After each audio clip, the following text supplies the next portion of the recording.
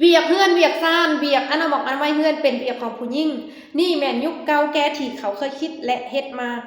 แต่ว่าเดี๋ยวนี้เป็นยุคปัจจุบัน2026แล้วหญิงชายมีบทบาทเท่าเทียมกันบ่ว่าแต่เวียกการตัดสินใจการออกคำคิดคำเห็น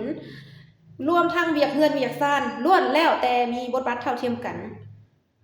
ครอบครัวที่ว่ามีเข้าใจคำว่าบทบาทเท่าเทียมกันก็จะมีการแบ่งเบาภาระกันบ่ว่าแต่เวียกเฮือนเวียกซ่าน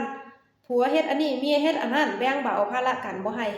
คิดซะว่าเป็นฝ่ายใดฝ่ายหนึ่งเฮ็ดคนเดียวเนาะแต่ครอบครัวที่ยังบ่ทันเข้าใจคำว่าบทบาทหญิงชายที่ว่าละเอียดผัวกลับมาแต่เวียกก็คือรอท่านั่งกินข้าวกับเมียอย่างเดียวก็คือเมียเข้าห้องครัวแต่งกินทุกอย่างแต่ละมื้อน่ะจนไปหาให้ผัวกินแล้วก็เก็บเมียนคนเดียวอันนี้แม่นครอบครัวที่ยังบ่ทันเข้าใจคำว่าบทบาทหญิงชายแล้วยกตัวอย่างเอาง่ายๆที่ครอบครัวที่ว่าเข้าใจแล้วก็เห็นเข้าใจคำว่าบทบาทหญิงชายเนาะยกตัวอย่างเวียกอนามัยเฮือนเนาะวันเสาร์วันอาทิตย์ผัวจ้างแม่บ้านมาเฮ็ดเวียกแทนเมียเพื่อซื้อเวลาให้ครอบครัวได้มีเวลาพักผ่อน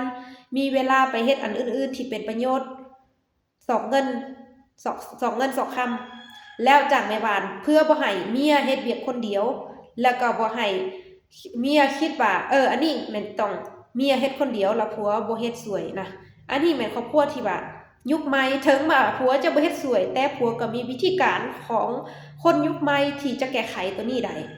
อันนี้ก็แม่นเรื่องเล็กๆน้อยๆในการใส่ใจครอบครัวที่จะ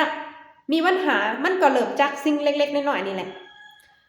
ถ้าเฮาบ่ใส่ใจเรื่องสิ่งเล็กๆน้อยๆนี่นะมันก็จะเริ่มให้สะสมปัญหาไปเรื่อยๆ